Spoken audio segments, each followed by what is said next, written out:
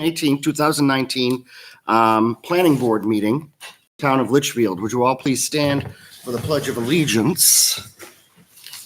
I pledge allegiance to the flag of the United States of America and to the republic for which it stands, one nation, under God, indivisible, with liberty and justice for all. Thank you. Okay.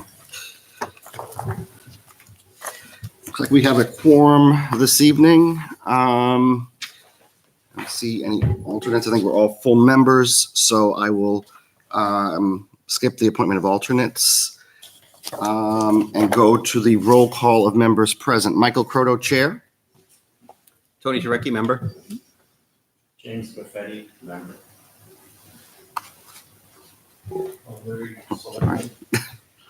Kimberly Queen, Vice Chair. Kate Stevens, member. Thank you very much. Okay. The first order business this evening is public input on non-agenda items. Are there any members of the public here tonight who have anything to discuss concerning non-agenda items for public input? Hearing none, I will close public input on non-agenda items and we will proceed. The first thing I want to do tonight, the first order of business to do tonight, we have a prospective applicant for a planning board member. Is there a Curtis Sampson here? He was in the hallway. He was? Oh, okay. He's not sure. Oh, it's not you? No. Okay. No? Okay. All right. You, Jim? All right. Well, I guess I was untold that he would be here tonight. Well, we'll wait then. Obviously, if he comes in afterwards, then we'll take a look at that. Okay. All right. On to business. Second order of business tonight, site plan review for owner VAB Properties LLC at map 1 lot 18, 55 Charles Bancroft Highway. Purpose of the plan is to show a proposed self-storage facility with a total of 13 buildings totaling 42,925 gross square feet, located in the Southern Commercial Industrial Service District. Is the applicant present this evening? Will the applicant come forward? You can have a seat at the table. Is his representatives here? I assume that would be you. And would you state your name for the record of the board and where you're from? And Sure. Tucker McCarthy, Keach Nordstrom Associates. We're the engineer and surveyor of record for this project. Dana Boucher, and your address? 104 Pinecrest. Thank you. Well, welcome. So a couple of housekeeping things just so that before we begin tonight, of how this process is going to work. This is a site plan review. Normally with a site plan review, there are different phases of the review process. The first is to see if the application is complete. You have submitted an application to the town. So what we do is we do a review for completeness of the application. And what that is, it's a paper exercise. And what it is do you have all of the required documents necessary to bring forward the application? Have all abutters been notified that this application is before the board this evening? Have all fees been paid, escrow fees, et cetera, been paid? And do you have the required plans and so forth? So with that said, what we will do is we will do a determination whether this application can be accepted for completeness. Once we've voted on that it is a complete application, then we will proceed to have you folks go ahead and make your presentation to the board of what you're proposing to do this evening. At that point, if members of the board have questions, they can ask questions. We have our planner here this evening, Jay Carva from National Regional Planning Commission. We'll ask him to weigh in on those, any issues and concerns from his perspective. And then at that point, we will open it up to public input, and anyone from the members of the public can come forward and address their concerns before the board. And if they have any questions, if you want to answer them, you may. It doesn't require you to. Once that is done, then we would determine whether to approve or not approve the plan. I suspect this evening, from what I understand, and I've had some preliminary discussions, that we probably are not going to get all the way through this plan tonight. There are some things that have to be addressed, but we will certainly give you the opportunity to discuss anything that you have, such as waivers, and you can talk about those, and we can go through the things that maybe need to be touched up on the plan and so forth. So what we will probably do is continue it to a date and time certain at some point in the evening, and we may have to have you come back. Also, too, and this is throwing out to the board as well, if the board is interested in doing a site walk. Sometimes we do them. It is an opportunity for the board to go out onto the property and to review or get a visual idea of what is being proposed, what is being built. And usually it involves the planning board and our circuit rider, Jamin Carva. Sometimes there are other members of the public that may be present. Usually Conservation Commission may be one of the groups of interest, or another, the abutters or whoever's been notified of the project. So that is something that maybe we can think about before as we go through this evening. It might be a good idea, just because of the nature of the project and what we're going to have here this evening. Okay, with that said, enough from me. I'm gonna ask, usually I ask Joan. Joan isn't here this evening. So I guess I'll refer to Jay.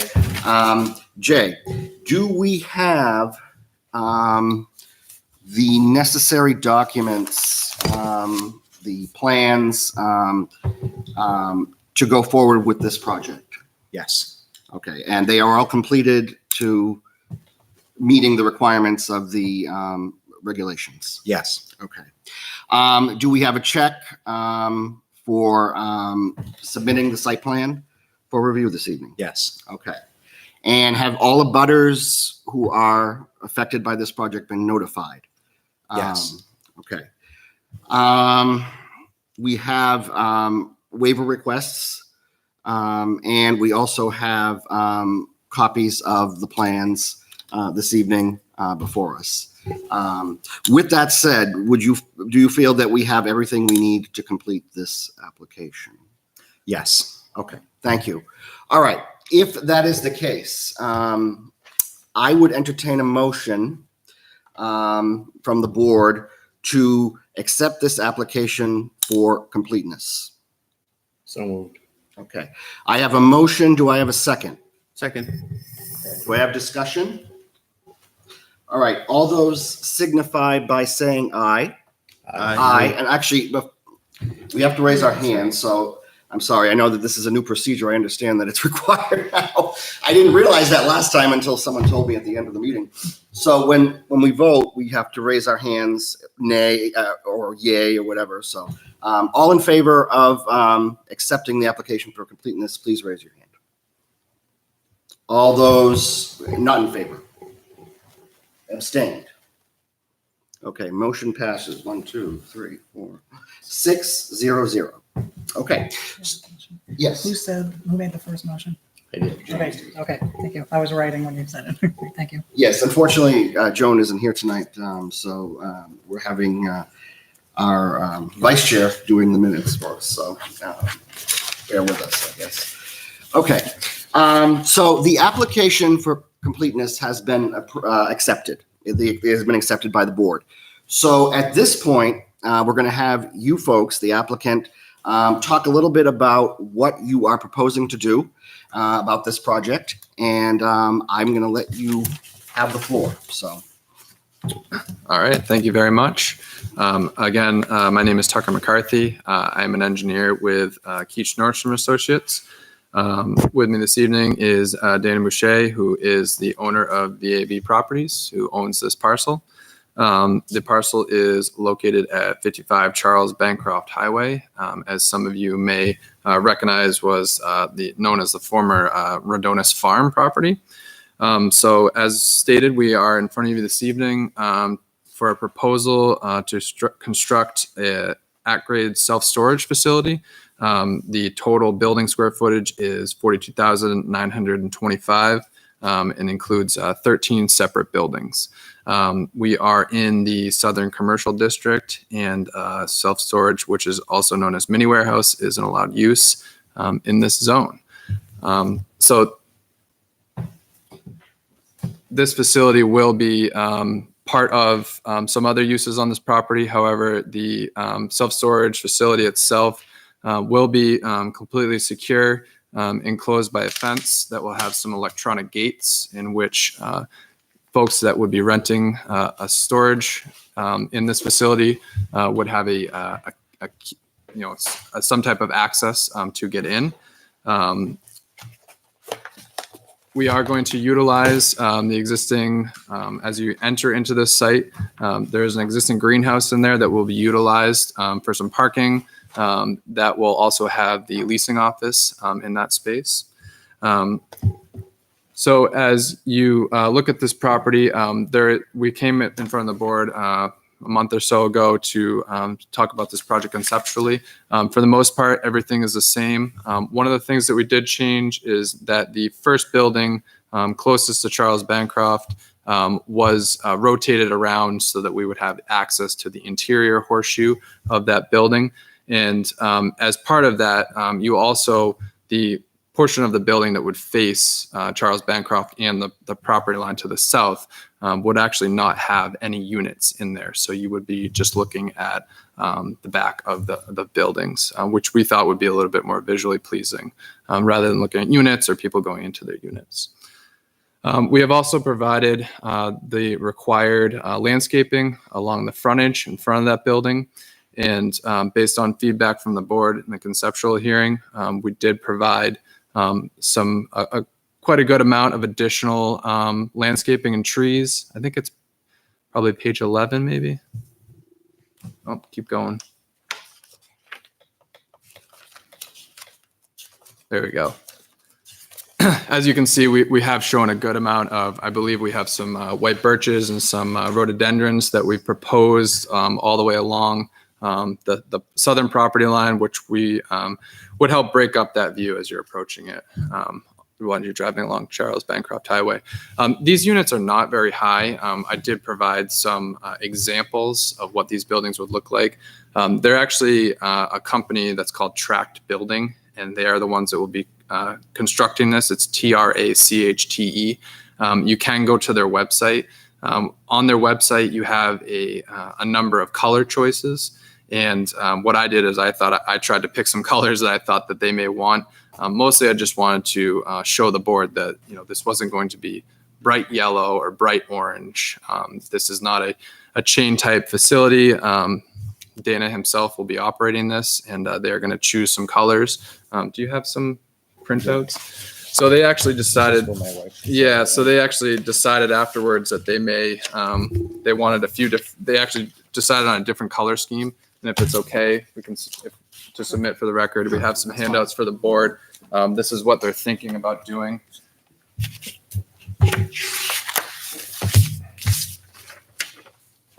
Thank you.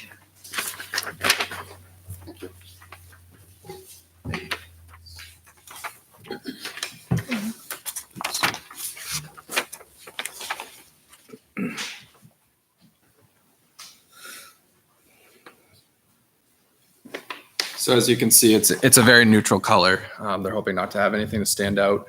One thing that we did discuss conceptually was that the board had thought that they would like a vinyl slatted fence. We did speak about that, and we would like some input from the board. We were thinking about potentially changing that to a black coated vinyl chain link fence. The issue is that through experience, those vinyl slatted fences, the vinyl starts to deteriorate, fall away, and it actually becomes kind of an eyesore over time. So I'm willing to take input from the board, but we had thought afterwards that we would think about changing that to a black coated chain link fence, which we thought would look good. And along with the landscaping, we think would help break up the visualization from the street. These are not tall buildings. They're at grade, so there's no mass to them. They are fairly low. We're going with lower pitched roofs to try to keep that down. So to get into kind of the layout of the land, obviously this has been kind of farmland in the past. It is very flat terrain with quite a bit of high water table throughout, which is typical of farmland. They actually purposely left the removed soil so that the water table was close to the ground for crops. So as part of that, we did have some difficulty in how to handle stormwater from the site. So what we did is we've actually raised the site up a little bit. And this site actually has no catch basins and pipes to collect stormwater. We've actually pitched the site from, there's more or less a high point in the center of the site, pitching to the back and pitching to the front. Stormwater will just sheet flow off of the parking lot and into the stormwater practices that we've proposed. So out front, we have two different practices. It was a little bit difficult to make this site work. We do have a state alteration of terrain permit. So we have submitted for that. It is in review, but everything was designed to state stormwater standards. So in the front, we have a combination of a treatment swale that discharges to a infiltration basin. And then adjacent to that, we have a stormwater will be collected in a 4-bay for pretreatment, and then it will discharge to a surface sand filter. And a surface sand filter is more or less the same as an infiltration basin. However, there's a select amount of material below that that helps to treat stormwater before it gets into the ground. So we are providing the required recharge for the site per state standards on the front. And then if you go to the next page, so being that there's high groundwater on this site, in order to provide some retention and treatment, we're actually proposing a wet pond in the back of this site. So there would be 3 to 4 feet of standing water at all times in that basin. And that provides the necessary treatment, and it also holds back some water on the site so that we can meet our pre and post development flows. So like I mentioned, the other thing I wanted to mention is that for site lighting, the site lighting will be handled by all building mounted lights, and those will likely be put on motion sensors so that they would turn off if there's nobody in the facility. So we do have the state permit for the alteration of terrain. We will also have a state permit for DOT. The reasoning for that is that the driveway coming into the site is currently gravel. And in order to change that to a paved driveway, we need to speak with the DOT about that. The other thing that we are doing at the request of the DOT is right now there's an existing flush island kind of in the front. And it's kind of a wide open curb cut, and the DOT doesn't really like that. So what we are proposing to do is a raised curbed island that we would extend to kind of close off the existing entrance to where the ice cream store is. Scroll down one page. One more. Maybe go to like page 6. Oh no, it's there. Okay. So yeah, that's pretty much all from us. We do have a number of waivers. I don't know if you'd like me to kind of just touch base on those, or if you wanted me to field questions on everything so far, and then we can move on to the waivers. Yeah, sure. I think, does the board have any questions they'd like to ask the applicant? Project? The curb that you were just talking about, I'm sorry, I hadn't seen that on the Yeah, so plan. this is actually the removals. Was that covered in green or anything, or was that just raised like concrete? I don't know, Dana, what was your plan with that? Were you going to put some plantings in there? I was thinking about lining the inside of the island just with granite, cobblestone, but I'm open to suggestion because it's just, nobody's gonna take care of a planting. Sure, yeah. I figured granite curb, raised granite with cobble, pavers in the middle. In the middle. Okay. If you scroll down, that's the removals page. If you go down like 2 sheets, so you can see there. Is it okay if I go up to the screen? Sure. Go up. Go up. If you don't mind. I'm just trying to find which page. And just What for page was that? everyone's, I have the hard copies up here if you want to take a look. Okay. So right now there's right here, this is the existing island. It's flush. It actually is cobblestone right now. And then if you go down, actually 4 pages, because the next sheets are the removals. Oh, actually, sorry, my apologies. So you can see here, we're actually extending that over. The existing island's right here, it's flush. We're going to extend it down to our driveway and raise it up. And that part of that is to kind of close off. It's kind of wide open. The DOT doesn't like that, so. Okay. They've also, this driveway down here was requested to be removed because it was more than they allowed. They have done that recently. It was done. So, and that will be completely removed now. There is some pavement Okay. still there. So. Okay. Thank you. How tall are these storage units?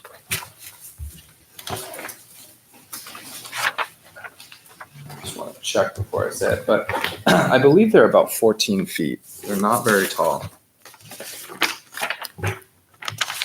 And the fence was 6 feet. Is that right? Does that sound right? Yeah, I'd 6 say feet. at the max, 14 feet. Yeah, I think they're 12 to 14 feet.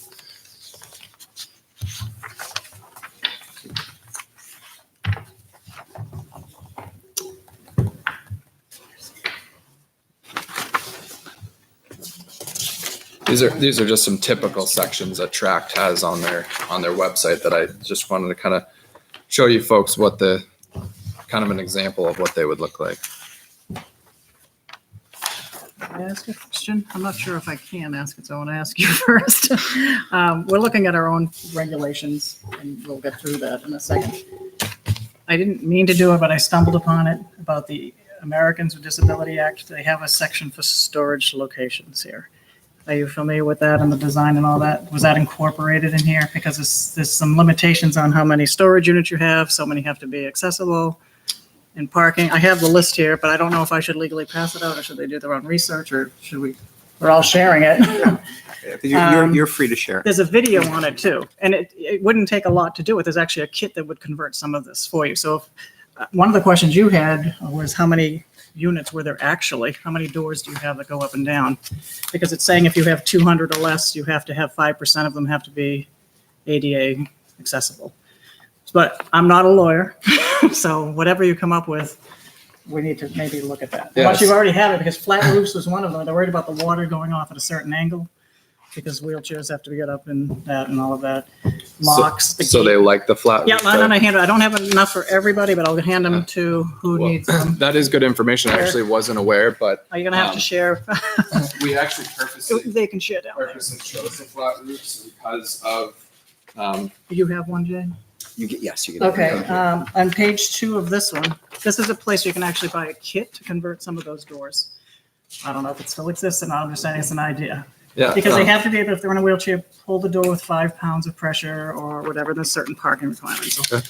Yeah, so part of the being in the region that we're in, we actually purposely picked the low pitch roofs so that people weren't getting smacked in the head with Yeah, that I snow. agree, but Because they're they saying do we have get in high pitch trouble. roofs. So the way that we've graded these out is that a lot of times you'll see these facilities and they're stepped. The pavement is, the units are actually stepped. Yeah. The way that we've done it is we were able to get a high point in the middle with the water shooting to either side. So the middle units would have a very low reveal I and the saw end units that would in the have a picture. kind of a It looked larger like it had reveal. a small pitch. Yeah, so, But they're worried about like a 5 degree, and I'll Yeah. hand this out too if you yeah, don't so mind. we certainly You guys have, have to share one, and again, it could be obsoleted, I don't know. You have one too. Did I give you guys one?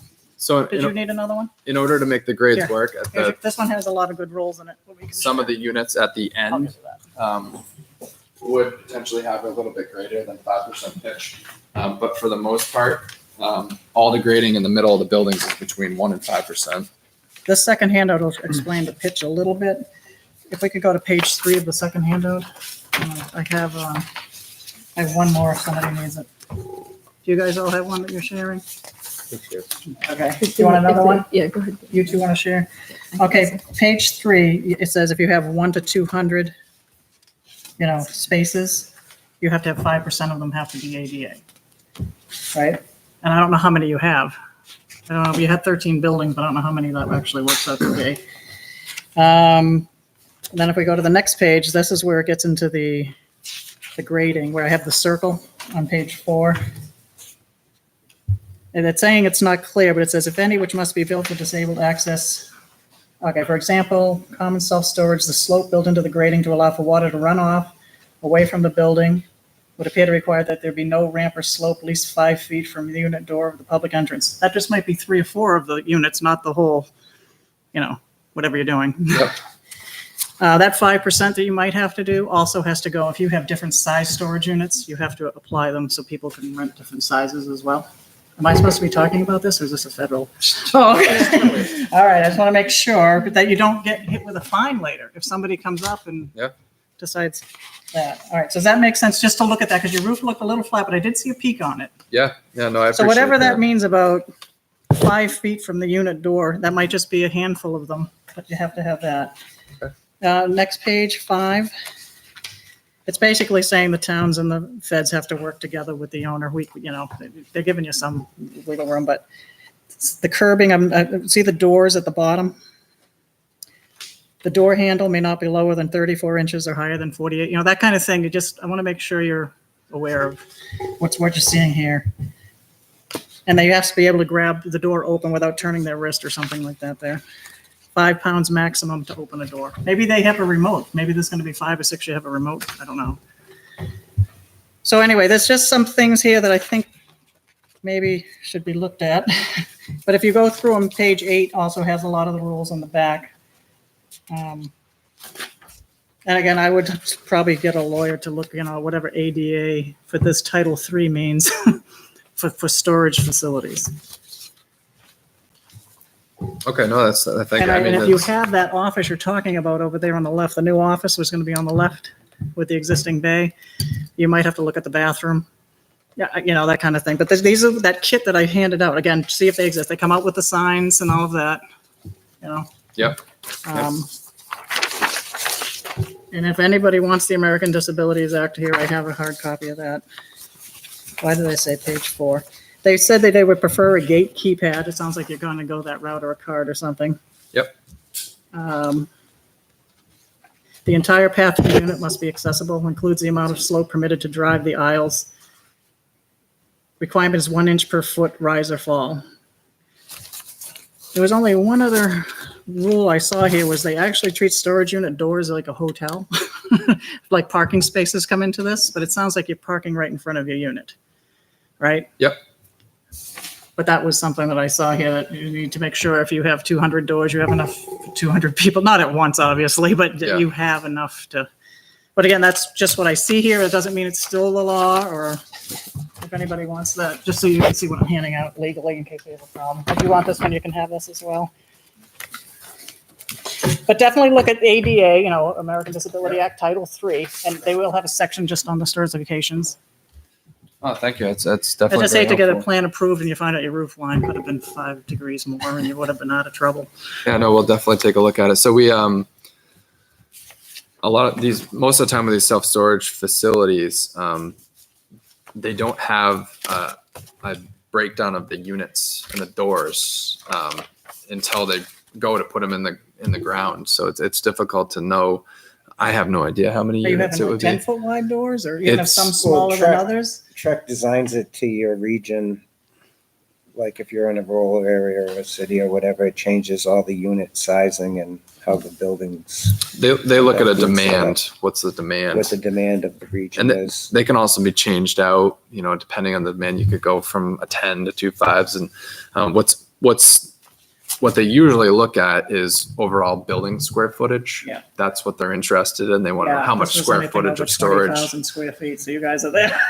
Yeah. So no, thank you very much. I'll definitely, my sense is that from our perspective, we'll be able to meet these I don't requirements. think they're hard. I think if there's 200 doors and you need 5%, what is Yep. that, 10, whatever Yep. it works out to be. It'll, Maybe it's its own, well, you have to disperse them, you have different sized buildings and you're gonna have to disperse them over so they have access to different buildings. Yep. Do we know how many units are in this storage? Not yet. That's what I was just saying. They designed the sizing to your area for the demand. Some could be bigger. Usually in the city, they design all small units. In the rural areas, they design bigger ones, less units, like this area. It's a prefab building though, right? Is it a prefab building? Or are they coming out and making something custom? well, so they go up pretty quick because it's just a concrete slab Right. and it's just metal fabrication putting them together. So that's why I was saying they could come out and build some 10-foot wide units and then come back and say they're not renting and put a wall up. You don't have They make say over 5-foot what you buy? units. You must have say over what you're buying. If you're gonna commit to a 10-foot or double bay or whatever you're No, what I'm doing. saying is they do a survey of the area and they tell you what you should build for your Right. area. So I haven't really, we went in with the design, they're gonna size it for me and tell me what would work best in this area. And this is for new buildings, it said, or if you're retrofitting another one. So you're getting hit Yeah. because you're a new building kind of thing. So once you have that number, or then you can work the formulas, right, on what you see here. Sure. Yep. Yeah, and I can identify some areas that would comply. It's with the slope requirements. It's within really the parking lot. slope. I think that's the main one that you're getting in trouble with. Not you, but if the federal Yep. people came in. And so many have to be accessible. But if you have that building where you're doing, they're paying you or you're giving them keys or whatever, if you have a bathroom in there, you might have to look at the accessibility of just the width of that. I don't know. You'll have to read that on your forms. Yep. Okay. I'm not sure what's in that building yet.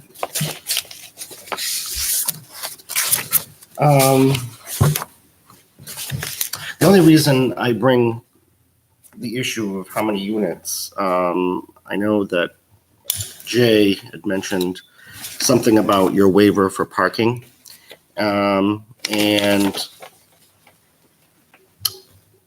I guess it would, and you can help me out, Jay, I guess it would matter. I mean, in terms of knowing how many spaces, we would need to know how many units would be in this facility. I mean, I could jump in if you'd like. Yeah, sure. But under our regs, we require, in addition to employee parking, we require one parking space for every 5 units in a self-storage facility. So if we don't know how many units, obviously we don't know how many spaces would be required. We don't know how many we're waiving. So ordinarily, you have a calculation that says this is what's required, this is what we are providing, and that's the basis for the waiver. I'm jumping ahead of myself if you want me to. Well, I know we haven't gotten to the waivers yet, but I think maybe we can just. But so touch part of the upon that. challenge is that what was suggested is that the way that would be addressed would be that the parking would be provided in front of the individual units. Individuals would pull up and park, which is reasonable. But we don't have any parking spaces delineated on the plan. So the only way that works is if you delineate the spaces and we know how many units that means. Because if you go back to the rendering that was handed out, you'll notice that there's different door sizes and there are doors on 2 sides of the building. So the only way the parking in front works is if the parking is always in front of the building on only one side of the building and it's always on the same side because there's 28 feet between the buildings. So obviously you can't have units on one side facing units on the other side because you don't have the width to park. So while I don't know while there might be some latitude in an exact count, it's very hard to understand how parking is going to work on the site if we don't know the number of units. We don't know the width of the units. We don't know if they are 10 feet or if perhaps they're a 5 foot or a 7 foot. We just don't know. So I think that makes it challenging to understand how parking is going to happen on the site. And frankly, although I think an internal circulation plan isn't necessarily necessary, if parked vehicles are going to be obstructing passageways between buildings, that's something that we would need to know.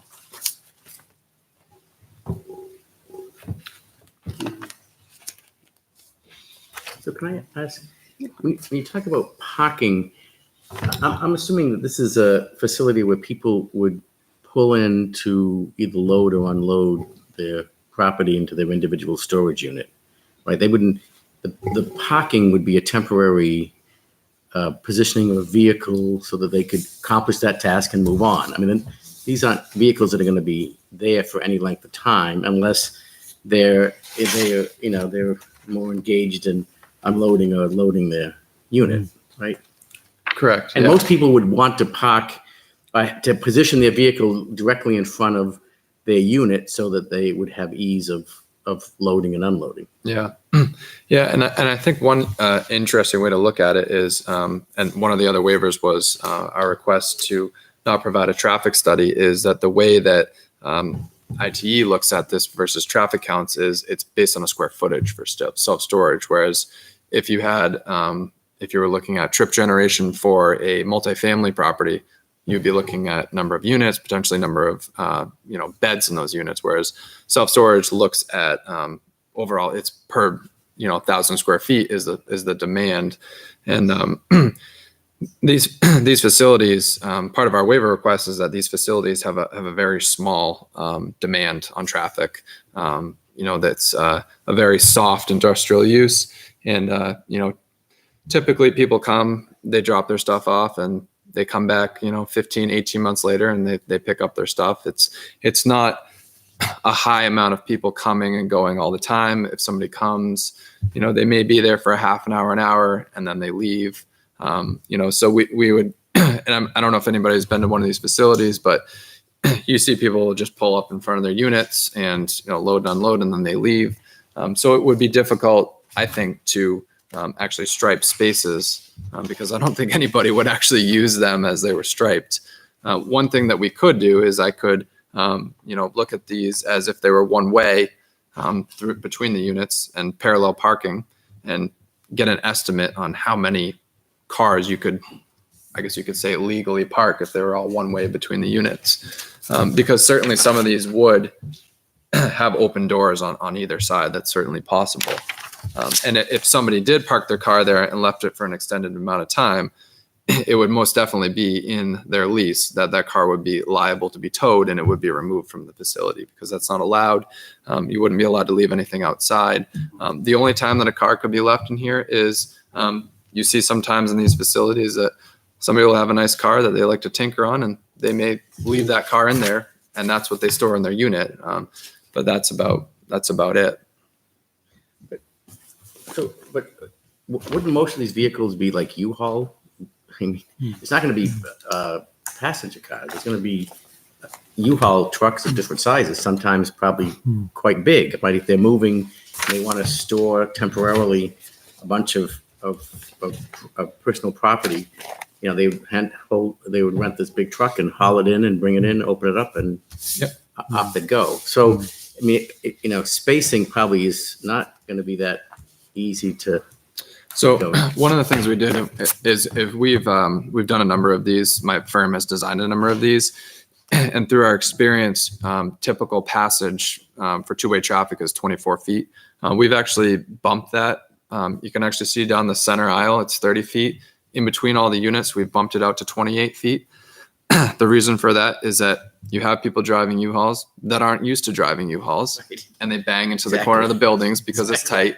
And so, right. So because of that, we bumped it out 4 feet to give a little bit of buffer. That's just based on experience from us, is that helps you not have damage to the corners of the buildings because people don't know how to drive the U-Hauls and they're not used to it, and they're backing into it or taking the corner too close. So that is something that we did when we laid out the site. I think a lot of the traffic in these places also are people with pickup trucks and just SUVs and things like that. They might bring stuff from their house in and out. My son rented one for a couple of years over in Merrimack, and there was always a lot of room there for people to get in and get out, park the vehicles, get out.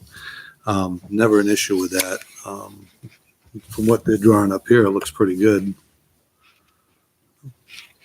Is this just a storage facility? Is there going to be is there a retail store there for selling packaging or renting U-Hauls? Or it's just storage facility? The That's it. storage. Cold storage. Is it climate controlled or no? No. No. No, so that's the other thing is that there's very low utilities. All we have out here we'll have some underground electric. But you said that someone could use it to store a vehicle, and they could potentially use it, like if they want to use it as sort of a garage to tinker with a sports car or We'll something. Put it right in our lease. That we're not gonna be used for any type of business. No, but say I had a little sports car that I didn't have room at my house, and I wanted to rent a unit and keep it in there and then go down and work on it, not for business, but just for my own enjoyment. And I go in and use it and tinker with the vehicle. I think Would it's that be permissible use? one thing that you do have to think about. I think that it depends on their lease. My guess is that most of these facilities do allow that. The thing about it is that most of them people would just use that to store a sports car over the winter. These units won't have access to an outlet or anything like that. There's no electricity.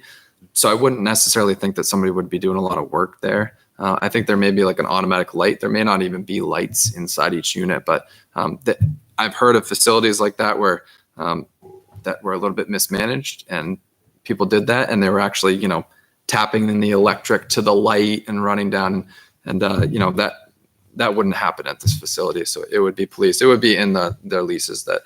But I certainly think that somebody could do that. I guess it depends on Dana if he would want to allow that, but I think typically these facilities do allow that. Well, we don't allow explosive or toxic materials stored in enclosed buildings? Would gas and oil and all that fall under that? It's a good question. Because that's part of the Right. site plan Under the regulations. regulations, yes. Yeah. So I don't know that we could even do cars or allow cars there. I'm not sure. That was Yeah, no, that you may be right. Yeah. They would have it certainly in their lease that certain things that you wouldn't be allowed to store in there. Absolutely. in permitted uses for the Southern Commercial District. It says warehouses and storage of non-explosive, non-toxic materials in an enclosed building.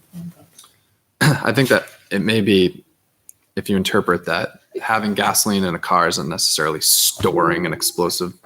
Yeah, that was kind of my question, Yeah, I guess, to the board. yeah. How do we interpret that?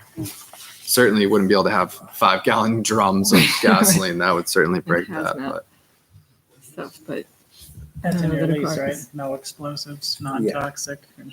certainly that's the insurance liability big time that would never be allowed.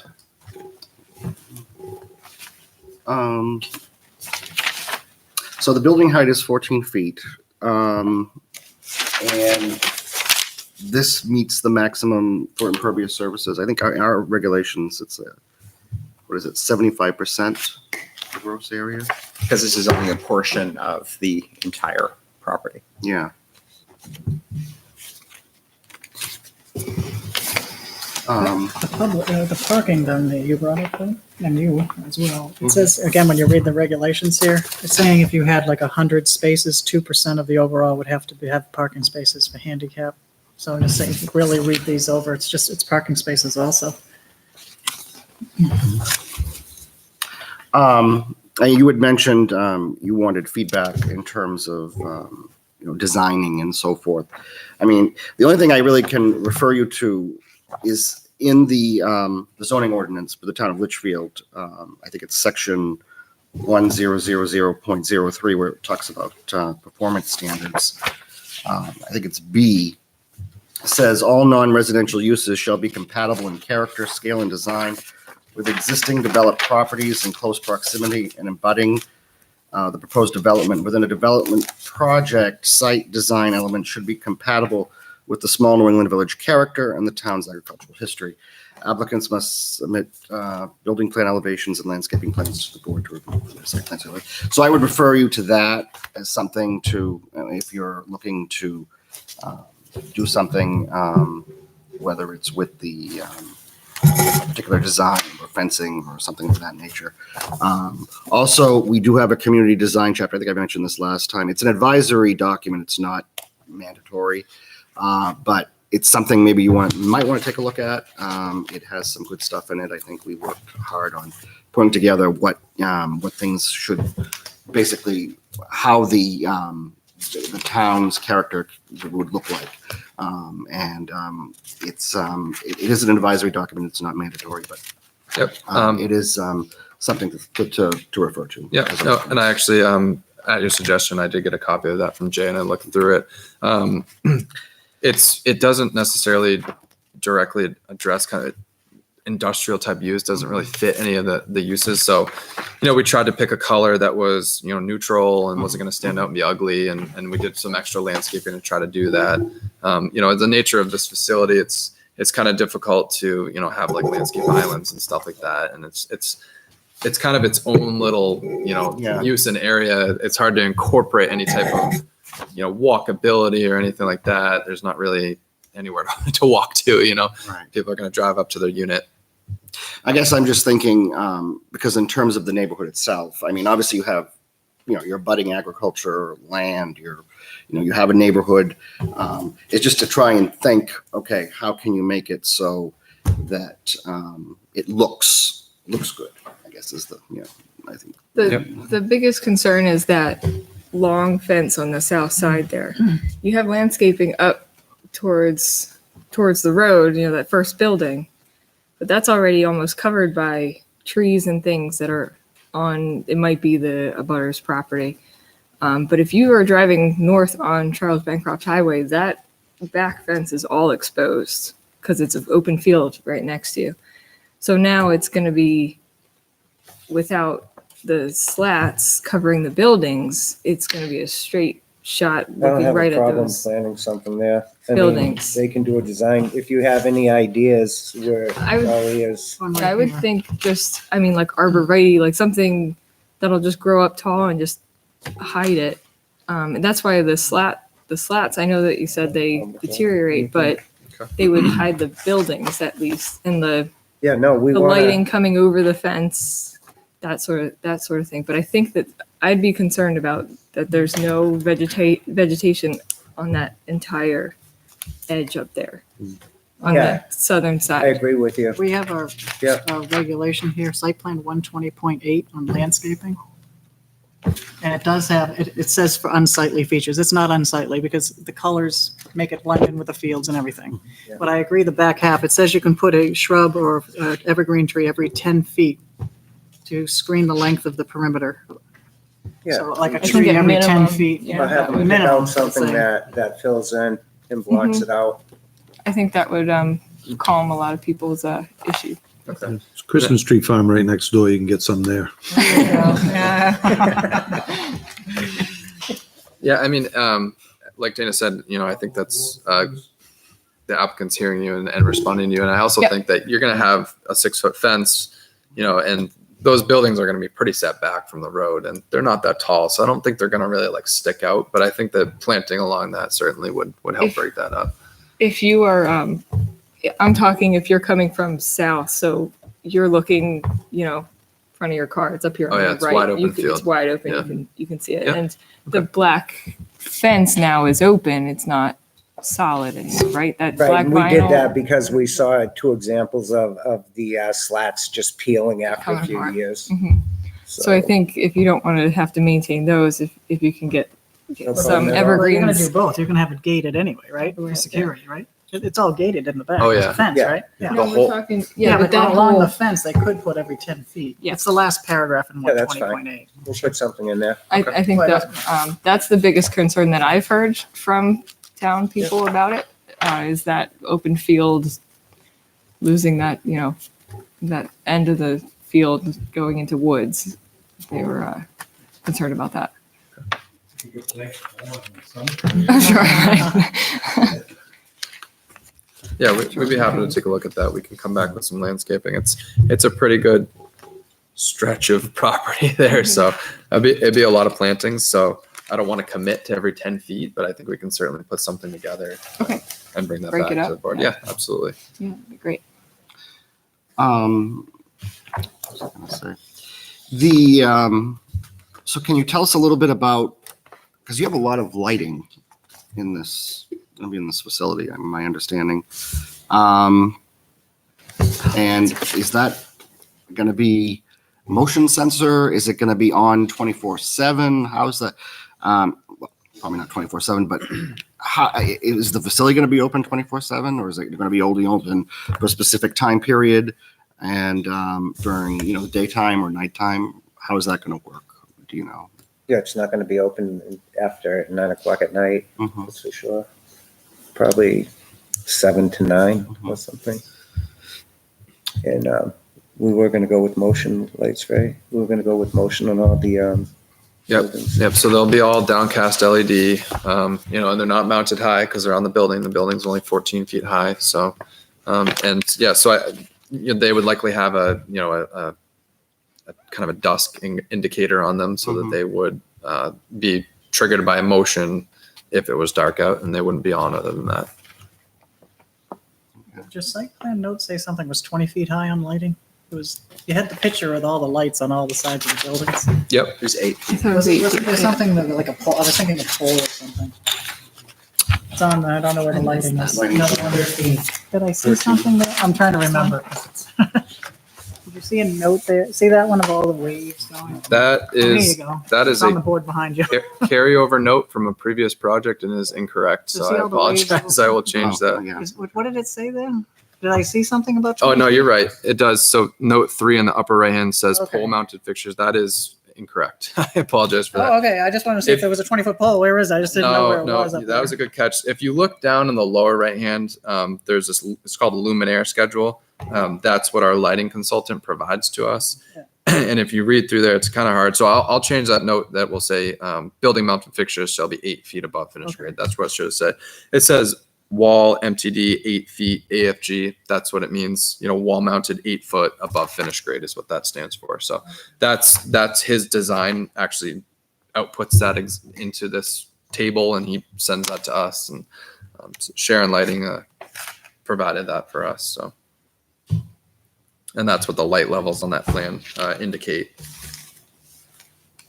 And you're saying lights would turn totally off after it's closed, or is it just dimmed? So the facility would be restricted on the hours, and so if they weren't motion censored, they would be off at all times. Okay. Yeah. So all lights would be motion sensor? There'd be any lighting that would not be motion sensor? I think on the Like a sign? the street light or I think something. I have a street light going in. Okay. Pretty sure I do. Yeah. Yeah, there's a street light on that entrance road right now. But other than that, would there be any lighting It that wasn't was? down. I mean, I figured it would be an issue with people. Right. And then it's the houses in front, and the people usually have the lights on. Yeah. And they're probably gonna end up managing it for me, the people living in the house. So they'll be on-site managers. And we do have obviously we have a lighting ordinance, so I'm sure it will comply with Yeah. that. So I think that the only time that it may be on, any lights may be on after 9 o'clock is if somebody entered at 8:59 and they were still in there Mhm. and they left. It would trigger them on. And after they left, they would shut off after a certain amount of time. And actually, I was gonna close it at 8 PM. Probably by 8 PM or 9. So I think if you might want to do is on the plan, maybe list the hours that you're going to be open. Sure. Yep. So that it's clear. Yep. What those hours are. Yep. We'd be happy to. Also, basically, the type of lighting that you're going to use and make sure that that's all noted. Yep. in the plan.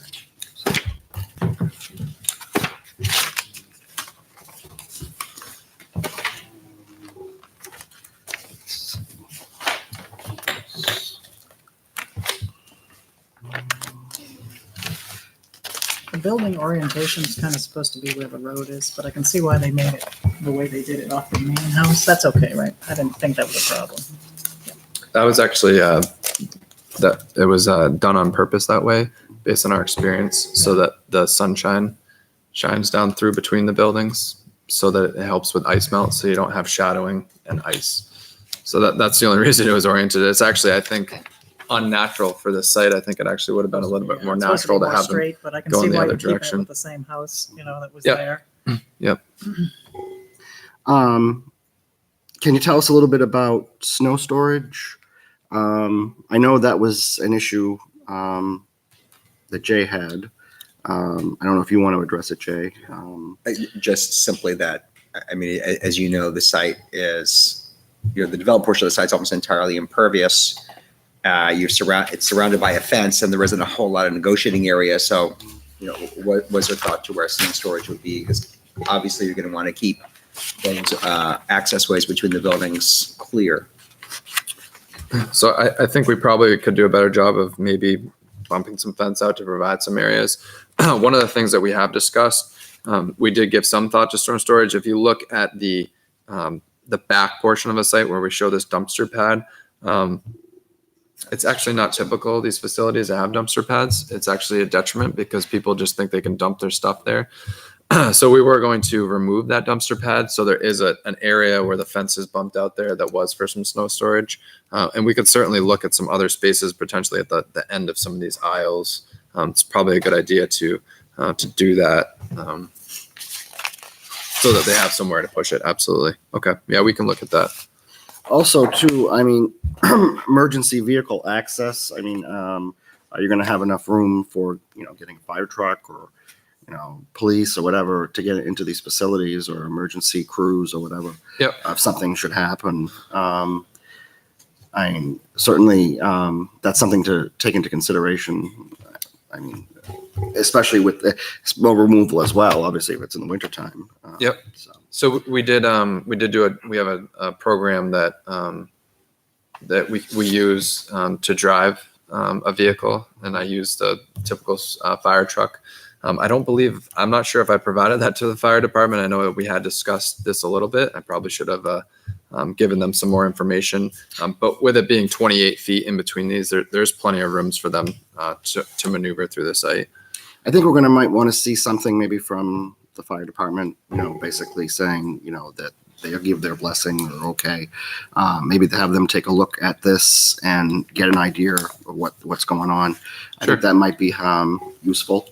Sure. And if at least we have a letter from them or something, Yep. then, telling us about, we've looked at the site, we've reviewed, the plans, we don't see any issues. Just make sure that they're on board.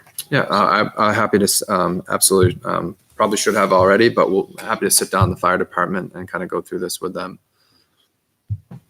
See Mr. Doobie shaking his head back there when Yeah, asked if there's a. I can give up. I have 5 points, and that you've already talked about 3 of them. So if you want, I'll tell you the rest of them. Well, when we get to public input, Sure. Definitely. we'll definitely hold you in abeyance on that one. Okay, Does the thank you. police chief need to sign off underneath? Trying to go in and out of there.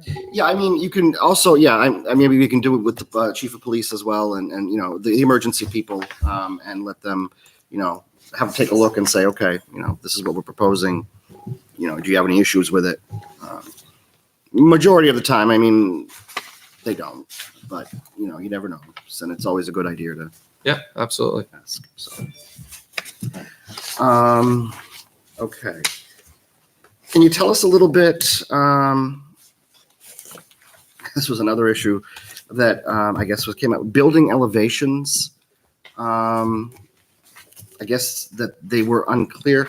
Jay, do you want to address that issue? Oh, just you did provide building elevations, but there are no dimensions. So I heard you mention the buildings are 14 feet high, but there were no dimensions on the plan. So obviously we couldn't know that. I think it'd be helpful to provide that information in the plan set. If there's going to be variation, you could just say typical, but that would give us an idea of what we're looking at. Okay.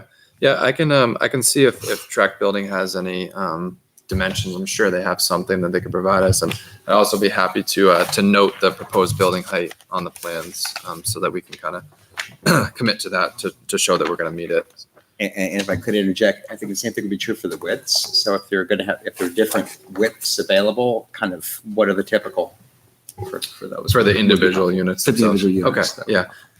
I don't know that they vary much from 5 to 10 feet. I think that's what most of them will be. I don't know if they do 15 feet wide.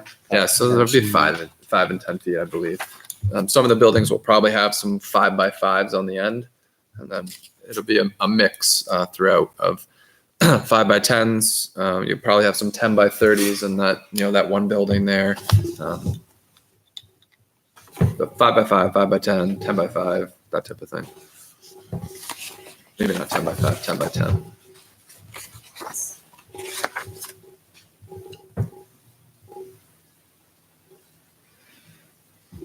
You're gonna have arrows on the ground so people know somebody's not trying to take a right and a left, bump into each other kind of when they're going around the buildings. So it should be all two-way traffic. It's two-way traffic? Yeah, it's 20. So usually for two-way traffic, you need 24 feet. Okay. So we have 28 feet. Okay, I just hope they don't go down the center lane. They gotta have the whole thing. We'll Yeah. stripe the roadway going in. Say that again, just strike away. Stripe the entranceway off 3A.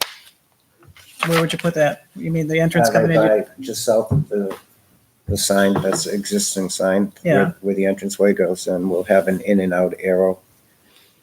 And I think you're talking mostly between all the units. I'm just saying, like, if you look at the buildings on the left, say the second one or third one up, somebody's trying to take a right and somebody's trying to take a left around the building, and they just happen to, in front of the building, happen to smack into each other.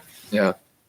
I don't know if it would help the arrows or confuse people, I think it would confuse or a them. speed limit sign, or At 30 feet, isn't that, what's 30 feet? What's the 30 size feet of is this bigger road? than most intersections, I think, Is it? or pretty close to This it, I looks would small believe. on the Yeah. drawing. So I don't think that would be an issue, unless you had 2 fire trucks. Yeah. 2 U-Haul trucks. I think that typically don't they post a speed limit in these? I mean, I know people probably don't follow a speed limit, but I'm not sure that people would be going too fast. 5 miles an hour. Yeah, 5 miles an hour. You had signs on like one of the back pages of the drawings, looked like parking, like internal stuff. Right there. Oh, yeah, this stuff here. Stop. What page is that? Sheet what? Sheet 14 of 17. Yeah, so we have a stop sign when you come out of the driveway entrance, and then we have some accessible signs in the spaces were provided by the greenhouse. Do you want to have speed limit signs posted? I don't care. We'll have to protect you from liability too. We can provide. I mean, some- the people, obviously. I mean, is that what the intent was on page 14? The Well, I stop think- sign was there. I think it's to show, that they may have stop sign. Was it? Yeah, the stop sign is actually when you're coming out of the driveway entrance and turning onto Charles Bancroft. That's where we added a stop sign. Where's the fire hydrants on this? I just couldn't find it in the legend. Where are the fire hydrants? Oh, stop. Uh-oh. I'm seeing it. There's none, there's zero. Oh, okay. That could be why I didn't. Yeah, Wow. there's no municipal water. That the existing site's serviced by a well. Well, we'll get into that when we're talking. Okay, I just was wondering on that. Mm. Do you want to talk about, just give us a little bit about the other waivers that you're proposing to? Sure. Yeah. We've talked about the parking. I think that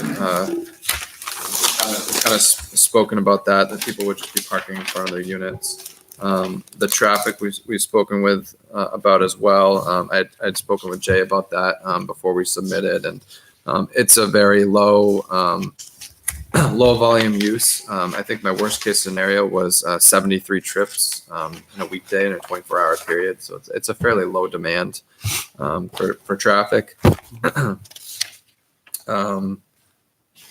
The internal circulation plan, again, looking at the site, this is it's a dedicated space, a secure space, so there really shouldn't be any interchange between the rest of the site.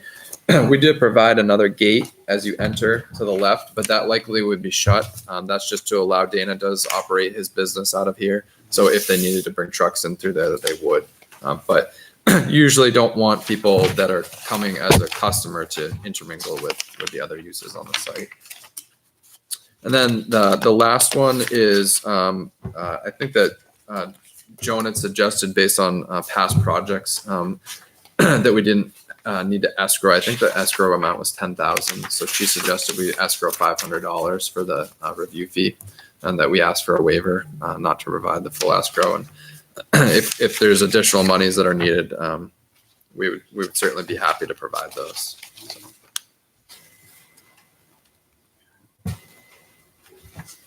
So, just so we know, so traffic impact study would be minimal.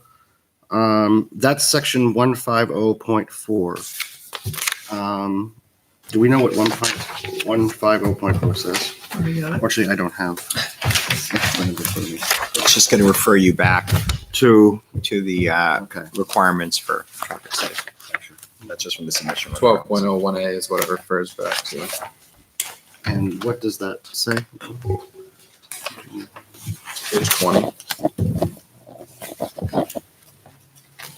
We're getting there. So mostly we felt that if we did perform a full traffic study, that it would not show any impacts, and therefore we thought that it wasn't needed. I did look at DOT has some traffic data, and they showed in 2013, which is actually interesting after the recession that we had, that traffic volumes actually dropped in 2013, because you can see in 2010 there was 7,300 trips on this section of Charles Bancroft, and in 2013 it dropped to 5,000. So I based my numbers on that, and the worst case scenario of being 73, it had a 1.5% impact on this road. So it's really not a big drawer of traffic. I think, Jay, we had discussed that. You mentioned that it wasn't something that would be a necessarily major concern. Yeah, we would concur. It'll be minimal traffic impact. And basically the hardship there is that it would be cost prohibitive, is that? Yeah, we just don't think that having the applicant, pay for and do that exercise would produce any other results. To show that there wouldn't be an impact, based on past experience and data that we've looked at, we feel comfortable saying that there wouldn't be any impacts. And what about site plan regulation? Is it 150.5 internal circulation? Does that refer you to something? Yeah, same page on 20. It's actually the next section down below there. I think it refers back to. It's talking about pedestrian access between uses. So that's why designated loading zones. So we do have provisions for, not necessarily for provisions for emergency vehicles, but we certainly have the circulation. So we just thought based on this use that doing a internal circulation wouldn't really be of any benefit to anybody.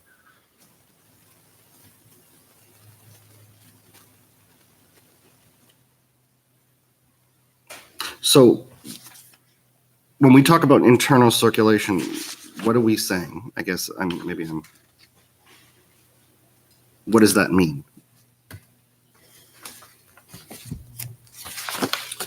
I believe that if you had, like a retail development that had, a mixed use or something, that there was, pedestrian access between the uses, correct access in and out. I think that's kind of what I would, identifying how the uses intermingle with each other. Oh, so if you had like different buildings, I guess, and parking, I guess, is that what you're saying? I guess I wasn't sure. I was trying to understand what that meant. I was just. Access, if there was a, multifamily use, maybe access to the amenities, making sure that the traffic flow was work correctly between the different uses or internally of the site. Where your building is, where they get the keys and pay the bill, is that gonna have its own separate parking? Because they might need to stop over there on their way in and out. Yeah, we do have a couple of parking spaces Where is shown that? there. May I see that? It's right here. Where's the main building? the main building? No, he's up here. Sorry. Yeah, up one page maybe. I'm Right thinking here. for circulation, they need to get off the road, right? Or not off the road, but out of all the, roads between the sheds there. So this would be the leasing office, and these are the parking spaces in Okay, so front. there's a few there.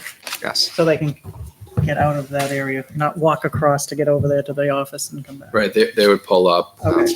Right, because the gated access is up here. Most of these facilities nowadays require you leave a credit card on Right, the file, just so pay it people aren't coming to pay their bills. So Yep. shouldn't be a lot of traffic there. And like Dana said, he has had conversations. Dana does own VAB Properties, owns that residential house, so it's kind of in the middle up here. And one of the residents there has real estate experience and has expressed interest in helping manage this facility. So Let me look at 150. And I know, Jay, you had mentioned that internal circulation was not a major concern either. Yeah, I think Back to those. ordinarily with this many building on a site like this, we would want to see it. But I think in this case, I can't imagine there's a reason for people to be going between the individual buildings. You're going to rent your unit, and that's where you're going to go. Okay. So it's a very, very purpose driven. And again, I think the number of people who will be on the site at any one time will be fairly limited. Does anybody have any more questions as to the waivers? Please? I wanted to, and if you do come, if someone thinks of something, just shout out. I wanted to turn now to, well, a little bit, I know we're not responsible for the alteration of terrain, but I wanted you to maybe touch upon that a little bit. And are there any wetlands that are going to be impacted by this project? That's a question that I had.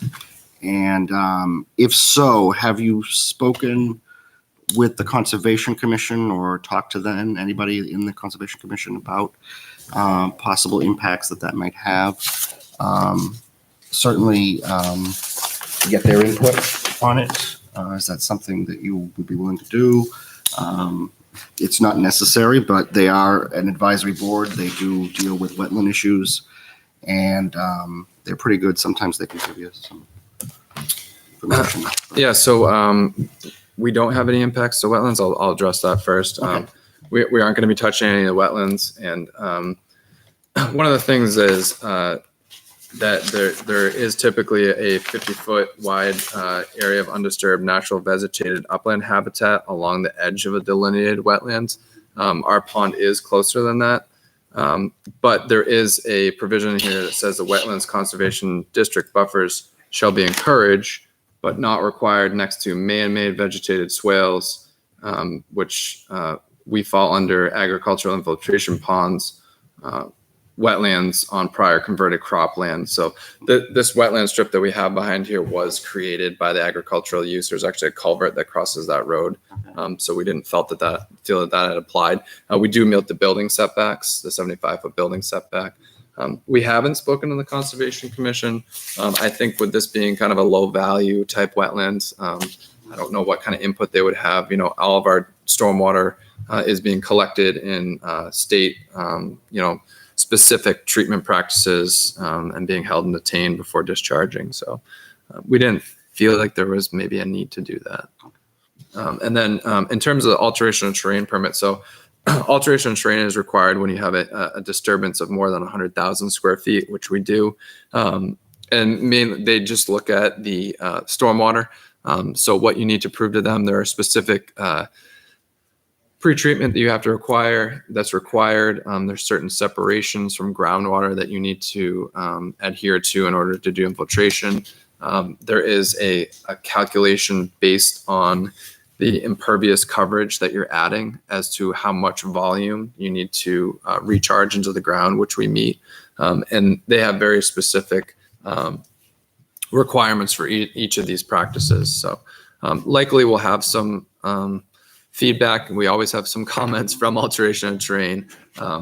I looked this evening before I came here, and they typically have a good backlog this type of year. So we're probably about 3 weeks away from getting comments from them. So we expect those soon. But we always design it trying to meet the requirements as best as possible and hope that there are no comments, but they always have some feedback. There are quite a bit of large amount of documentation that's required. So And what about stormwater? Is there a plan for that as well? Or is there a permit for that or not? the stormwater permit, yeah, that's kind of what alteration of terrain is. That's, Okay, so it's incorporated into the. yeah, that's all they look at. They don't look at zoning, setbacks, anything like that. The DES, Alteration of Terrain Bureau, specifically is stormwater treatment and mitigation. Yep. Okay. Clear. Um,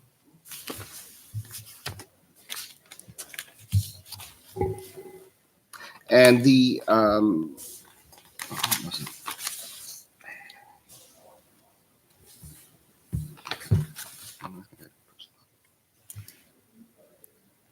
Oh, yeah, the escrow payment. I don't know.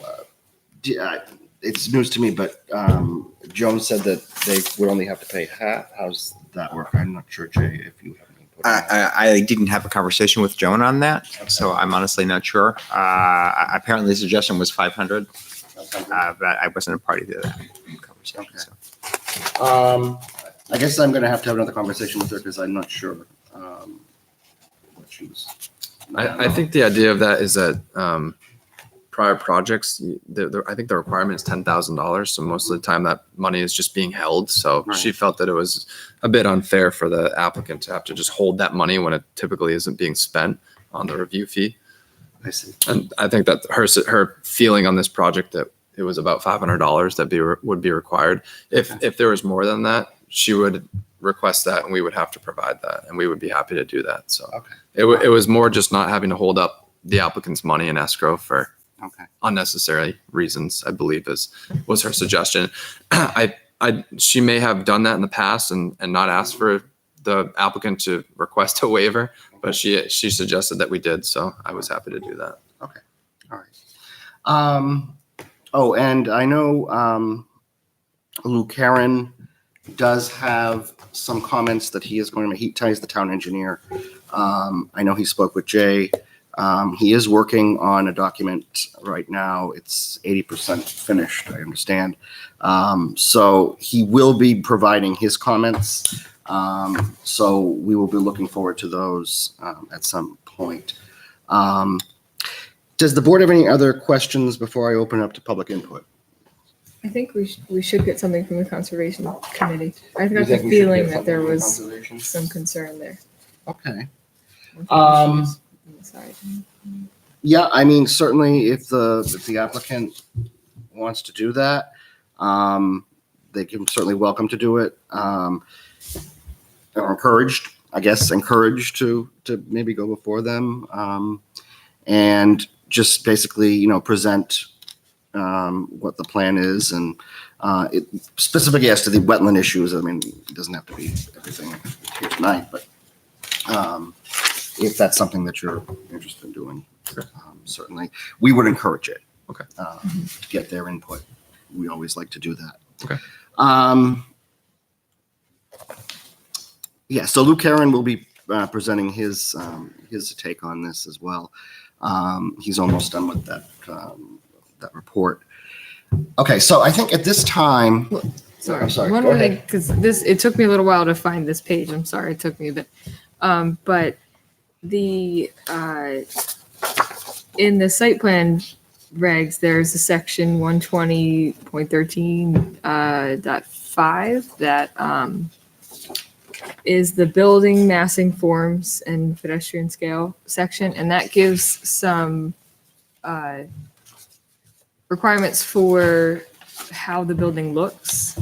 And I think you might want to go back and look at your design of this, especially, it says buildings larger than 50 feet, I believe they want, it said something about, where was it? Maybe this is not the right page. Having varied roof forms. That was the next section, roof forms and materials. And I know that doesn't apply to storage facilities. You're not going to have peaks and everything on there, but the section above that, it's encouraging variations in colors and texture, avoiding blank walls at the ground floor levels, those sort of things. So you might just want to take a look at those, take them into account when you're looking at the different colors and things for the buildings. I understand that this having it be all white would probably not have it stand out in the wintertime. Maybe it'll like hide it a little bit, but Actually, it comes out different on each printer. They look a little Okay. darker on another printer. If you look at the actual colors, what were the colors? It's slate gray, shale. So they're not white. They're No, like they look whiter. There was or another something. printout. They look a little darker. You'd be better off going to the Trek website and just taking a look. You'd see it better. those. I'm not sure. Just click the colors. We picked All of something the that matched feedback. the existing buildings. Okay. It's actually, Yep. their website is actually interactive. So you can choose a roof color, you can choose a siding color, you can go through Yep. their options and design it yourself. They have certain ones that they I don't provide. want to take that away from you guys, but but any input that I've had, as soon as you hear a storage facility is going in, it's, oh my God, those things are so ugly. That's the first thing I get from most people. So I just want you to, and I know that you are taking it into And that's why account. we agreed to put up And the additional trees. yeah, to try and to hide it Try and to everything. buffer it a little So bit more, so. I just They're not wanted you picking the to, bright orange doors. right. This will blend into the fields, right? But But- we do have a section on It so many does say- windows and God, this doors thing's up per, miles away. but that doesn't apply here, right? No, As but far there's as locations? variations in colors and textures. I know with previous plans that we've put through, we held them to pretty high standard as far as making things not just look like an aluminum shed, you know. This tries, to me, this makes it look like you're trying to be subtle. Yeah, exactly. Well, we understand what you're saying. tried You're to trying to match get the contrast existing as well. colors. You can paint some cows on it. If you look at the existing building, it's pretty close. Yeah. Matches the same. It'll match the It's fields. annoying. Yeah. And I think if you think about it, I think they're looking at you're looking at a building directly from the street. So that kind of U-shaped building at the only longer side, you are going to see those two front sides, but we've And that's heavily, got vegetation in front we of it. heavily Yeah, I saw landscaped that. those. Yeah. So you'll be looking at the ends of the other buildings. So they're Mhm. not that long. And you're really not ever going to see that building behind the house. So you're absolutely right. And this section, I certainly think it applies, but I think if you look at this site specifically and what you'll see, I don't think that, to me, it's really not going to be that visually of an eyesore. They're not that high. And they are, you can't tell from this plan. I mean, that first building is fairly close to the street, but the other ones are fairly set back. We're going to fenced in and landscaped. And so, I think, I think the landscaping will do a big part of Yeah. hiding that. Hiding it is probably best rather than making it look Yeah. super nice. It almost looks like buildings to store farm equipment. Mhm. The way you're making them look, right? Yeah. Well, I mean, Well, if that's it- my Yeah, there's a opinion. big block building that's on this property too. So, and if he's matching colors, it's gonna blend right in with all Yeah, I that think in a it big looks barn. like And it's- You see on Is the it- farm where they're. Is it Yeah. gray like that? I thought there was big wood. I saw like there's a big wood structure. I There's a thought it wood and was, a but black building on. okay. it's both. I didn't see the gray part. the building as you drive in through the entrance, that's kind of a block building on the left, and then there's another building behind there. It's kind of an open wood structure, but you can't really see them from the street very well. Hmm. You're right. I did not notice it until I was looking to try and understand how this would look. And actually, the existing building where the ice cream store is it is mixed up. I think there's a different facades and colors, and it's actually kind of nicely broken up. Mhm. And that They single did a family good job house with is a very nice house, actually. You had a construction sequence on page 16. Not that we have to look at it on the sheet, but when they bring in these prefab things, do you think we need a police detail to get those trucks or materials in? You don't think we need one? Does anybody else think that's a safety? They Or have plenty of room there. just from coming off the highway? That's all. I'm just saying. Do you think there'd be a problem or? I don't think so, no. It's just sheet metal panels, and they just screw them together.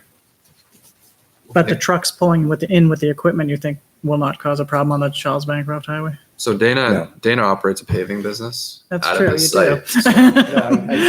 I take a low bed in there every day. Pretty much. But you're not gonna have like 25 trucks show up in one day. There's no problem getting in there at all. It's a pretty good site. It's a pretty actually straight stretch through there, so there's no real issues in not seeing a car coming or something like that. So if there ever was an issue, I'm sure Dana would be happy to provide a detail, but Yeah. we don't anticipate that to happen. Okay. Thank you. At this time, I am going to actually open this part of the meeting up for public comment.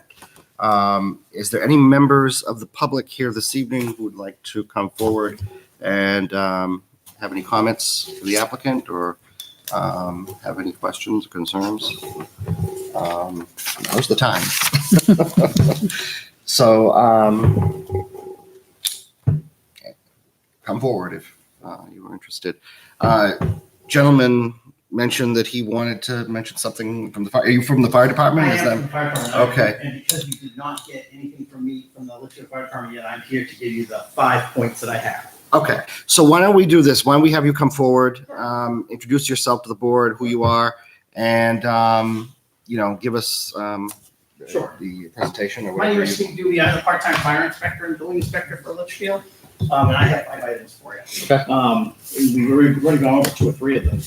First of all, Dana, you're thinking of, you're gonna ID each building, right? Because you'll need to know Yep. where they are. Just Yep. make sure you put the numbers on the building, so when somebody has a medical emergency or a fire emergency there, they can say 55 Charles Bench for a highway unit, whatever. Just make sure you do that. Where the security gate is, I know that you're probably gonna have an electronic security gate. We'll just need a code. We'll work out a code with you. Yep. For the security gate. And on the security gate, we're also looking for a Knox box because it looks like you'll be selling locks too. Yeah. So we'd want a master key to be able to get into any of the units. On sheet, Jay, if you go to sheet 7 of 17, you guys had already, the board had already talked about snow storage. And we were just gonna make sure, I know I had looked at, I have the exact same program you have, and all the terms are fine. We don't plan on bringing all of our trucks in there, obviously, we just have an A truck and close enough to be able to get the hose to where we need to. But we wanna make sure when snow storage is, it's not on no storage on the pavement, just needs to be off the pavement. I'll update the plan and I'll denote some, we do that typically and I should have on this, but I'll make sure I do a better job of that. Thank you. Jay, if you can go to sheet 13 or 17, it's that lighting plan. I would like to suggest on that lighting plan that at the outside ends of where the lights are, if you want to if you would put portable fire extinguishers there, that would be the optimum spot for it. So if somebody was there after dark and they had a problem, needed a fire extinguisher, they can see it. Just Where would that be? I'm taking the notes. Where did you want that to be? On the outside ends of where the lights are. On all the buildings, the in and All buildings, yeah. not just the outside perimeter, but No, not just the outside. left and right. Everything. Correct. Okay. left and right. That would be great. Sure. And then you already talked about your lease is going to say something about hazmats and stuff. I've always said that. I'm also a full-time fire inspector in Hudson, so we've always said that your lease should have something about no hazmat storage. And the maximum allowable quantity is kind of like, 785 cubic feet of LP and 60 gallons of flammable liquids, stuff like that. And I figured you would anyways. That's it. Those are the 5 things. And I'll make sure you get those, Mr. Chairman. You'll get In a them. report, okay, I would appreciate that. Thank you very much. Thank you. Thank I you. appreciate it. Thank you. Is there any other members of the public who wish to comment this evening? Okay. Hearing none, I'm not going to close public comment this evening because, for 2 reasons. One, I think we may have to continue this hearing, and I will explain why in a minute. So public comment will remain open for this time. I'm not going to close it.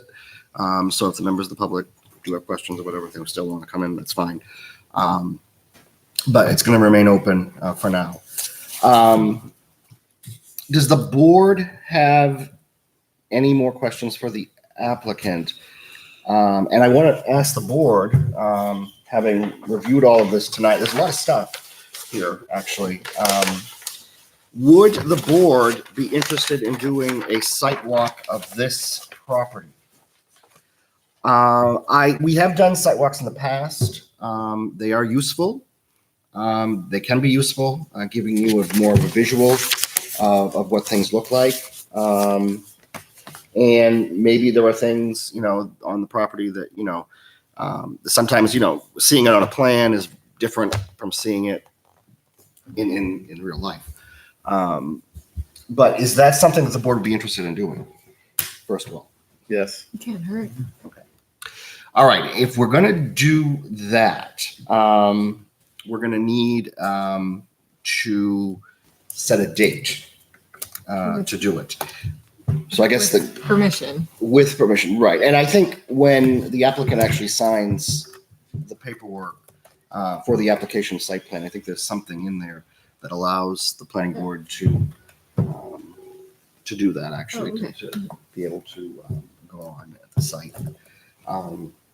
So if that is possible, is there any dates that are available for people who that might work? Jay, I don't know what your availability is, if you want to be there. I don't want to be the driver necessarily. Okay. I'm actually gone the 29th. I'm through the 22nd through the 29th. I'm on Okay. vacation. Otherwise, I would make myself available. Probably want to do it sooner than later. So I didn't know. I don't know if anyone is available. We could probably do it maybe on a Saturday morning. Would that work for people? Would that work for the applicant, actually, I should ask? Yeah, that's fine. And if it work with everybody else, what we can do is meet at the property, like something like 10 o'clock in the morning or something. I think, is there a notice? I think there's a notice. Do we have to notify abutters of that? We'll notice. Yeah, so we have to notice that.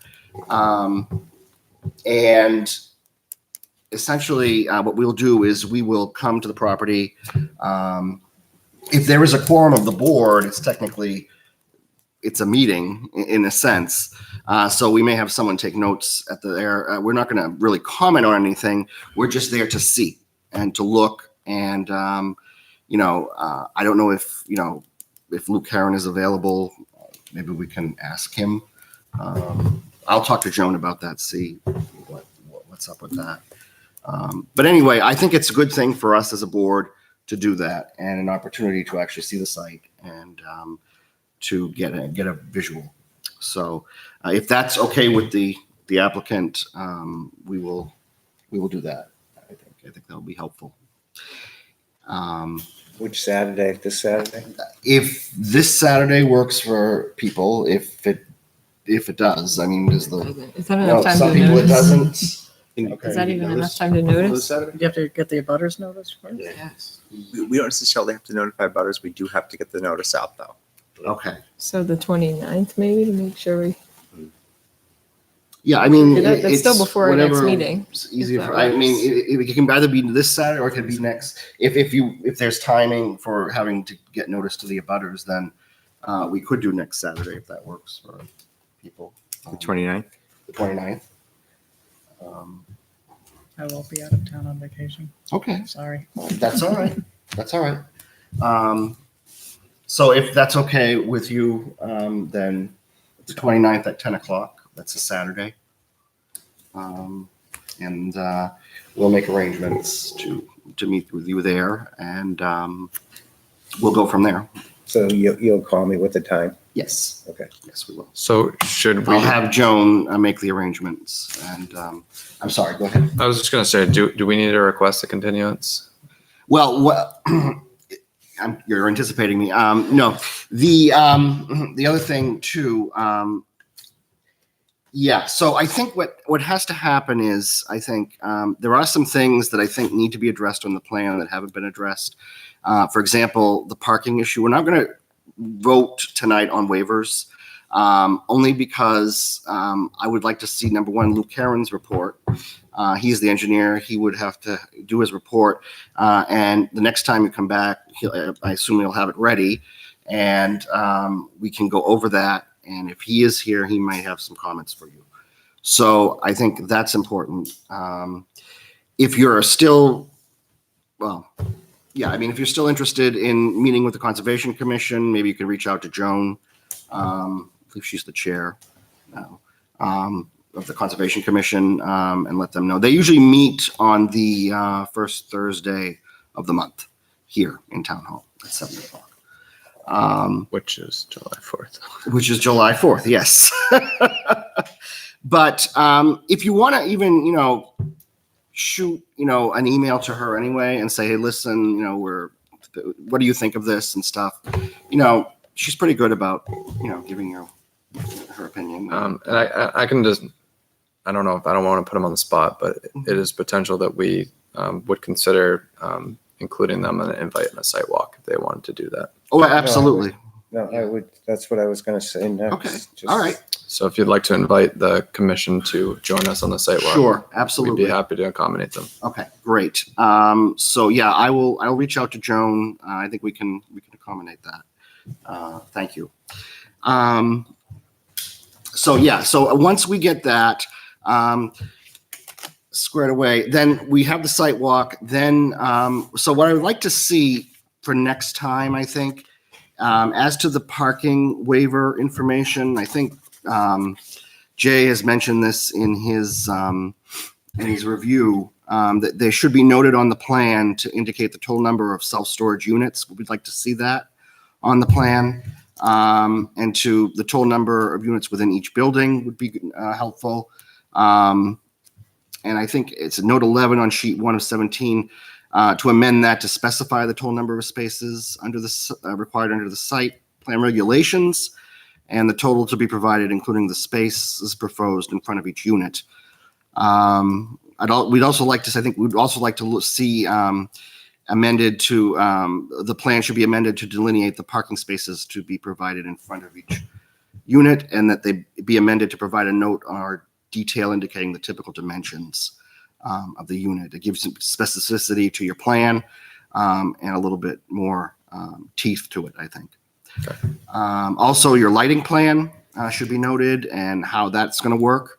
I think we also like to see, the elevations, the typical dimensions for the proposed buildings, materials and colors provided. Those should be included in the plan set. The hours of operation, as I said earlier, should be included in the plan set. And also, your landscaping plan, obviously, what you want it to look like, and give some detail to that. Let's see, what else? The snow storage issue, I think you need to address that in your plan and have a plan for that, and how you want to work that and with emergency vehicles and so forth as well. And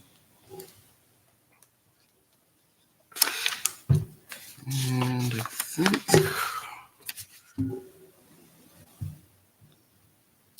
oh yeah, there was something about the leasing office. What was that? Oh, just that it's not noted on the plan. Yeah, that you need. I would recommend you notice it on the plan. The display greenhouse, it's not really indicated. This would be note 1 on sheet 1 of 17. It should be amended to reflect the use of all or a portion of the display greenhouse for the leasing office. It should indicate the square footage associated with that use. The plan should also clarify how the remaining buildings on the site are to be used. So once, and is there anything else that I'm missing? I think that's pretty much everything. So once we get that. ADA. Oh, yeah, and the ADA piece ADA that Title III. Kim was mentioning. And the fire chief and police chief letters, maybe. Right. Yes, that's important too. You want to get those. Did you mention stormwater? They were waiting on that, right? Stormwater. Stormwater. And I think the AOT is obviously, they're in the process of doing that. And I anticipate Lou will. And Lou Karen will obviously comment on that. Yes, definitely. So once we have that information, then that'll be helpful as well. And at that point, when you come back, we will just basically review, go over the waivers again. And then at that point, once we have everything that's needed, we will basically vote on the waivers as they are, as we talked about them tonight. And then from there, we will go into whether to approve the plan. It may be that it will be a conditional approval. So there'll be certain specifications, certain criteria that have to be met. And we can go through that next time. So I think what we need to do is to, unless the board has any other questions for the applicant, to maybe, so we have a site walk scheduled for June 29th at 10. We'll invite the Conservation Commission and others. We'll move this to a date and time certain. So when is our next meeting? July 16th. It's July 16th. Okay. So that'll be the next time we'll meet. So do you think you would have everything ready to address these issues by that time frame, that meeting? Absolutely. Yep. Okay. All right. So what we will do, we will move the this hearing on the site plan for VAB Properties to July 16th, Tuesday, July 16th at 7 p.m. here in Town Hall. The public comment is still open. That remains open because this is a public hearing. So, but the only thing different is if there's any butters who are here tonight, you will not be necessarily notified of the next meeting. You've already been notified of this one, so we don't necessarily renotice that. So you just be aware that this is your notice, essentially, for that. So with that said, I would entertain a motion to, unless the board has any questions, I entertain a motion to continue this hearing to July 16th at 7 p.m. here in Town Hall. So moved. Okay, and do we have a second? Second. Okay, do we have a discussion? All those signify by saying aye. Aye. Maybe remind me. Those opposed, abstained, motion passes 6-0-0. So we will see you on the 16th. We'll see you on the 29th of June at 10 o'clock. Okay, and someone's gonna call me? Yes, we'll set it up. So you will be notified. Okay. And we'll go from there. Okay. Good. Thank you for your All time. right. Thank you for coming in, and we appreciate all your hard work, and we'll see you next time. All right. Okay. Thank you. Our applicant is here. What's that? Our applicant is here. Oh, yes. Okay, good. Thank you.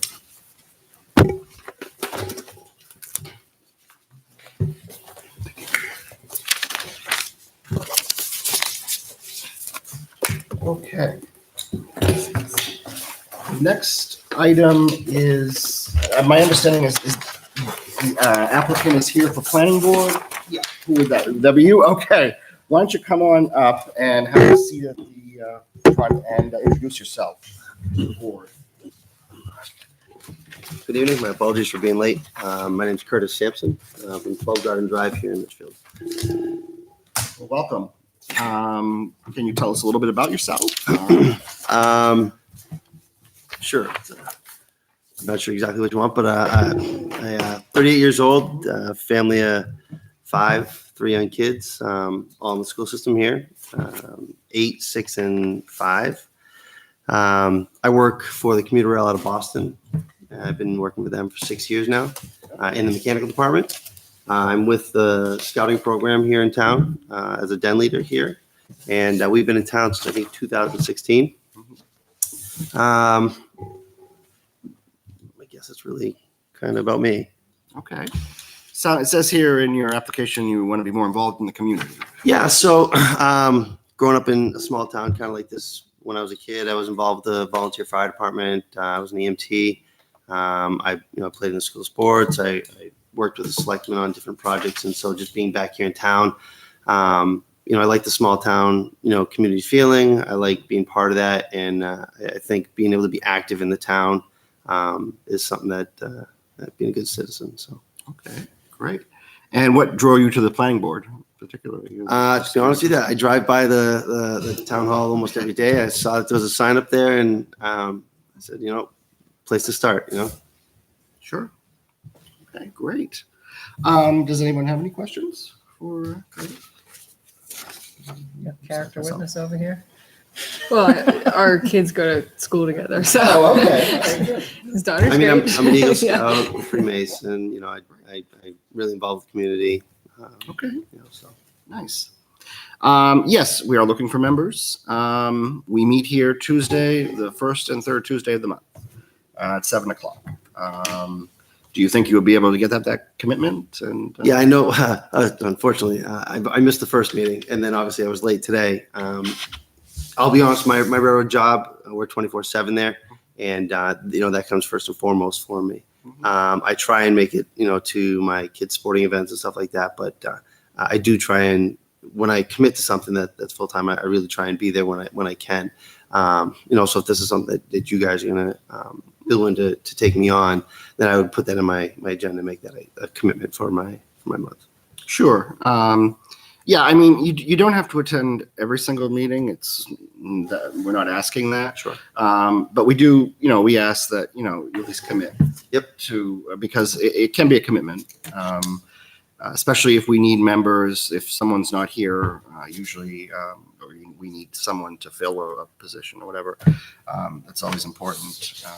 It is, it's local government, so Yeah. it's volunteer, and but that's great. I mean, I'm glad to hear that you're interested in your involvement in the community and everything. That's wonderful, and we'd love to have you aboard if you're interested.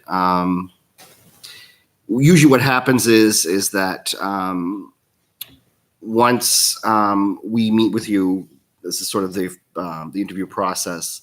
Then what we would do is we would vote tonight to recommend you to the Board of Selectmen, and the Board of Selectmen would appoint you to as a member. Okay. So if that's something that you're looking to do and you want to go with it, we are welcome to have you. And we can do a motion to have you recommended. And what will happen is you'll get, I think it's a call from Troy or Joan, and they'll let you know when the next Board of Selectmen meeting is, and they'll put you on that agenda. And then you would just come in to them, just as you came in here tonight, and doing the exact same thing. Yeah. I mean, you're going to sit there. And They know me. they're going to ask you He's- questions, he's and they're going my to, yeah. coach So and- there's nothing really, Yep. It's nothing that's scary or anything. It's just, it's just a conversation. So. Sure. With that said, does anybody have any other questions for Curtis? And would we like to entertain a motion to have Curtis recommended to the Board of Selectmen for appointment to the Planning Board to be recommended? So moved. Okay. Second. Second. Discussion. All those signify by saying aye. Aye. Aye. Those opposed, abstained. Motion passes 6-0-0. Well, good luck, and I'm sure someone will be in touch with you. And what I will do is I will send an email to Troy, just letting him know that we voted to recommend you. Okay. And you should be hearing from him or Joan. So, Great. okay. Thank you for coming in, and Yep. Sorry for being late again. look forward to having you on board. Thank you. Thank you. So how many full members do we have now? Oh, Yeah. Well, yeah, this is an alternate position. Okay. Joshua too, but he's alternate, right? No, Josh is a full member, I think. Is he a full member Yeah, Josh already? was a full He member. was fast tracked. Yeah. That was a record, huh?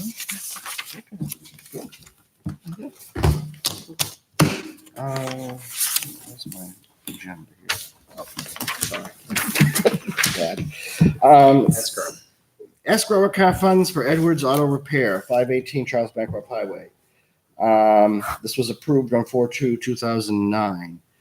So I guess we're looking for release of those funds. I guess we're looking for a motion to do that. Yes. So moved. Okay. I have a motion. Do I have a second? Second. Okay. So can you just give me a little background? What is this? So, Yeah, so, I guess in terms of the release of escrow funds is where the applicant puts in money, for the project. And whatever's left over in that fund, at the end of the project or whatever, or site plan or whatever, gets returned to them. So it's essentially, they're getting the money back.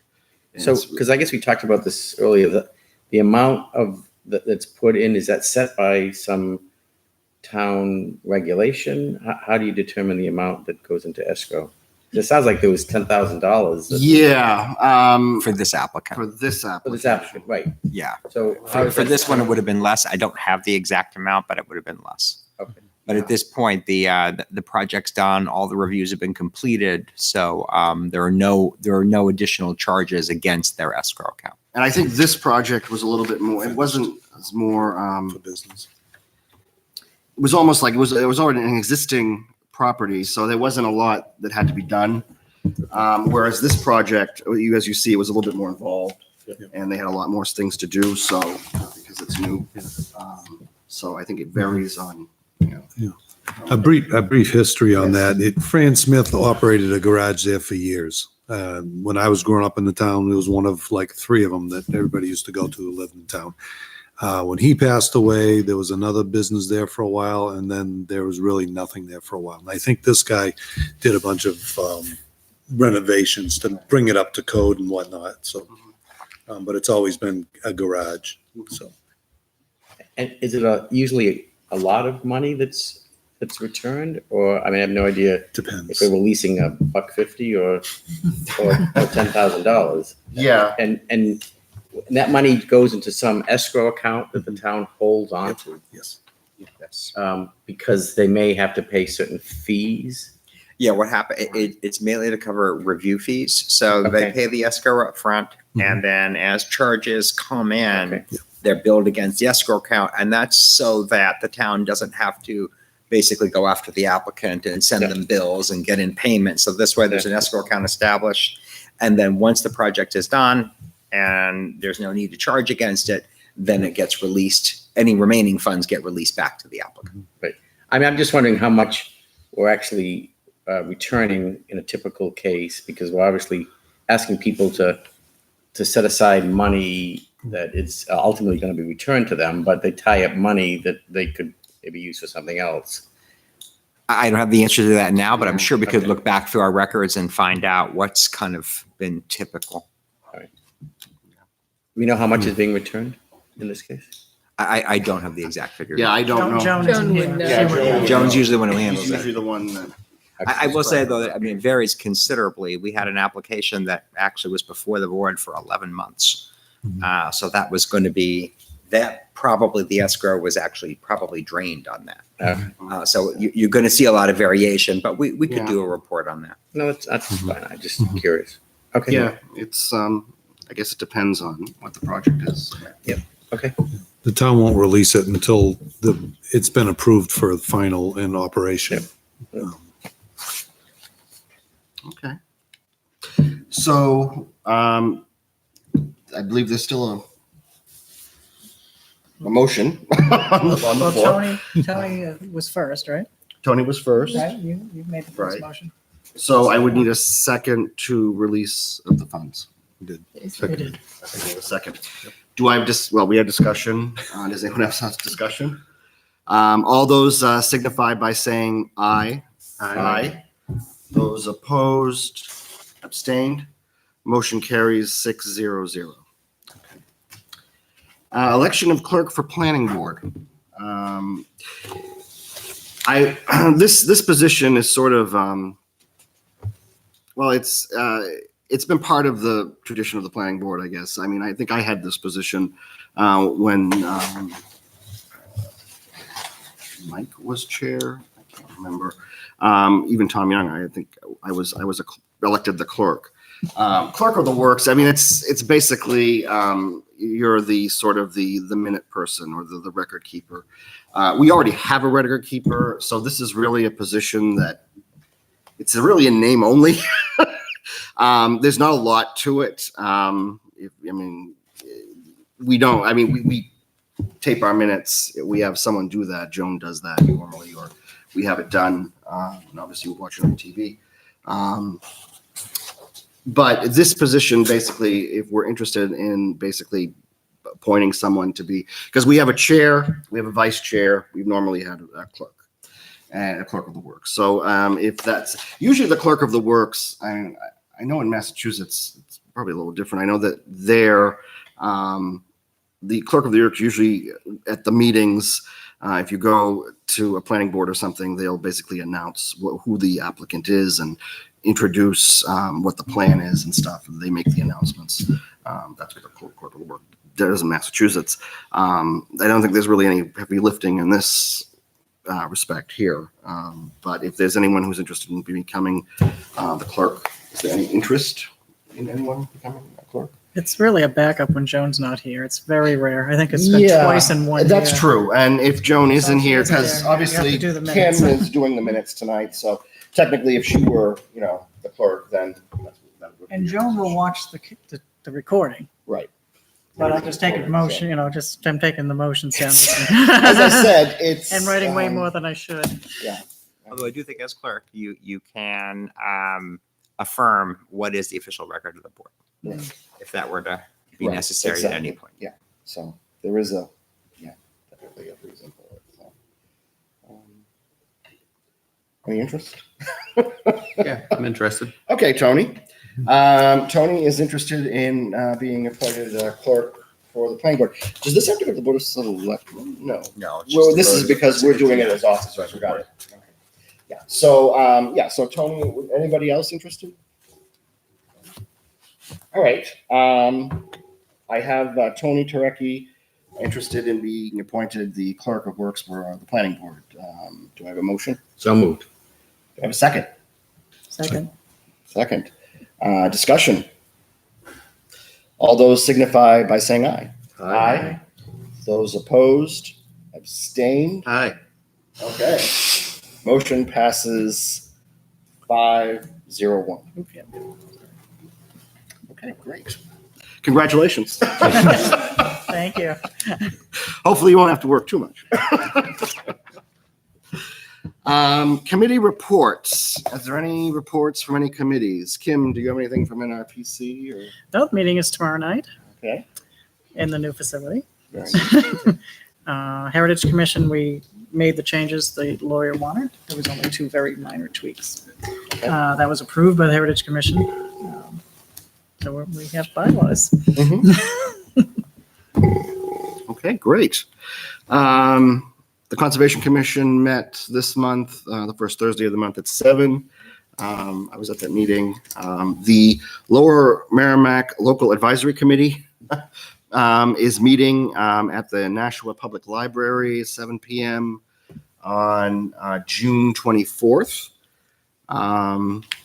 See if anyone's interested in going. I'm the rep for Litchfield. They are looking for another rep, someone, have 2 reps for the towns. So if anyone's interested, I know, Kim, you might be going to that, or is that so? So far, so good. So far, so good. Okay, so we'll see you there. Next order of business. Anybody have anything else for committee reports? Next order of business, approval of the June 4th, 2019 minutes. Have you had an opportunity to look at those? Do you have any questions? Changes, amendments? Just want to double check something. I read them, but then I thought I wanted to see something on that. I didn't see anything.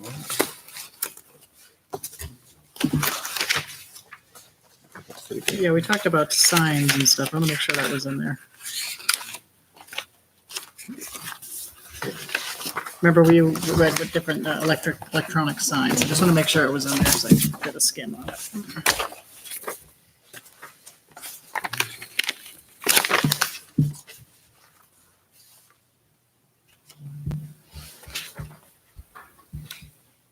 Yep, it's there.